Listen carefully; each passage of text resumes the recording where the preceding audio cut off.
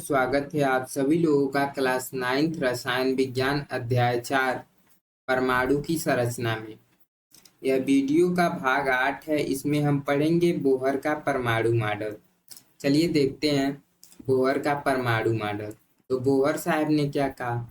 नील Bohr 1913 में Rutherford द्वारा प्रस्तुत नाभिकीय मॉडल के दोषों की व्याख्या करते हुए प्लांक के क्वांटम सिद्धांत के आधार पर परमाणु मॉडल की निम्न अभिकल्पनाएं दी।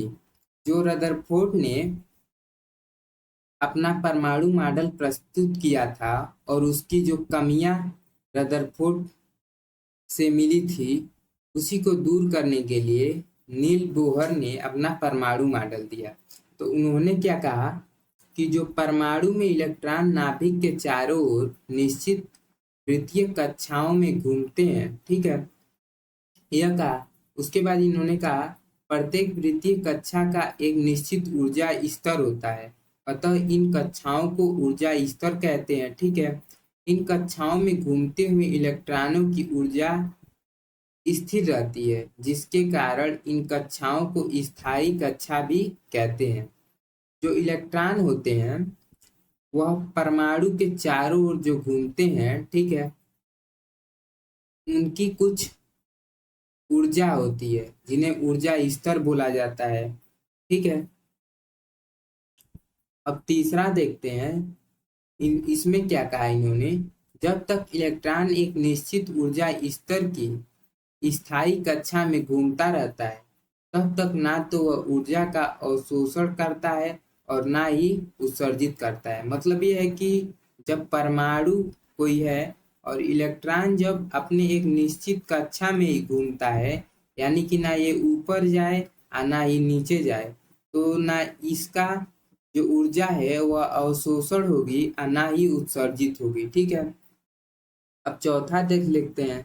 चौथा टॉपिक में ये बताया इन्होंने कि जब इलेक्ट्रॉन एक निम्न ऊर्जा स्तर से, ठीक है, निम्न ऊर्जा स्तर से उच्च स्तर में कूदा है तो परमाणु द्वारा ऊर्जा अवशोषित होती है। इसके विपरीत जब इलेक्ट्रॉन E2 से E1 में आता है तो परमाणु द्वारा ऊर्जा का उत्सर्जन होता है, ठीक है। जैसे कि पहला ऊर्जा स्तर है और दूसरा ऊर्जा स्तर है। जब इलेक्ट्रॉन पहले से दूसरे में आएगा तो क्या होगा? ऊर्जा का अवशोषित होगा। उसके बाद जब इलेक्ट्रॉन दूसरी कक्षा से पहले में आएगा तो उसका ऊर्जा क्या होगा? उत्सर्जित होगा, ठीक है।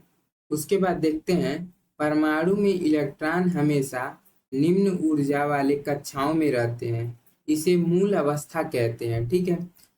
बाहर से ऊर्जा देने पर इलेक्ट्रॉन अधिक ऊर्जा वाले कक्षा में कूद जाते हैं, इसे उत्तेजित अवस्था कहते हैं। जो इलेक्ट्रॉन होते हैं परमाणु के निम्न कक्षा में ही अब चक्कर लगाते हैं, ठीक है। जब इन्हें ऊर्जा दिया जाता है तब ये अधिक ऊर्जा वाले कक्षा में कूद जाते हैं, जिसे उत्तेजित अवस्था कहते हैं, ठीक है। अब एक ही परमाणु के ऊर्जा स्तर को हम कक्षा कहते हैं। जो परमाणु में इलेक्ट्रॉन जो घूमते हैं वह कई कक्षा में घूमते हैं, ठीक है। इन कक्षाओं को हम कोष कहते हैं और इन कोषों को हम 1 2 3 4 5, ठीक है, द्वारा या KLMN द्वारा प्रदर्शित करते हैं। ये कक्षाएं केंद्र के बाहर की ओर रहती हैं। जैसे कि मान लीजिए मैंने परमाणु बनाया, ठीक है, तो ये क्या हो जाएगा? K हो जाएगा, ठीक है, ये L हो जाएगा, उसके बाद यहाँ पर M हो जाएगा, उसके बाद यहाँ पर N हो जाएगा, ठीक है। इसी प्रकार परमाणु में जो इलेक्ट्रॉन होते हैं वह चक्कर लगाते हैं। जो जिस कक्षा में वो चक्कर लगाते हैं उन्हें हम KLMN द्वारा प्रदर्शित करते हैं, ठीक है। अब देखते हैं परमाणु की स्थायित्व की व्याख्या। जो बोहर ने परमाणु के स्थायित्व की व्याख्या कैसे की? तो बोहर परमाणु मॉडल के अनुसार, ठीक है, इलेक्ट्रॉन नाभिक के चारों ओर निश्चित ऊर्जा स्तर में बिना ऊर्जा का ह्रास किए घूमता है। घूमते हुए इलेक्ट्रॉन की ऊर्जा तथा वेग कम नहीं होती है। इलेक्ट्रॉन नाभिक के पास नहीं आता है और ना ही नाभिक में गिरता है, अतः परमाणु स्थायी है। तो इन्होंने परमाणु के स्थायी के बारे में ये बताया कि जब परमाणु के बाहर इलेक्ट्रॉन घूमता है तो उसका ऊर्जा हाथ से नहीं होता है, ठीक है, वह घूमता रहता है, घूमता रहता है, ठीक है, और नाभिक के पास नहीं आता है और ना ही नाभिक में गिरता है। अतः जो परमाणु क्या है, स्थायी होता है, ठीक है।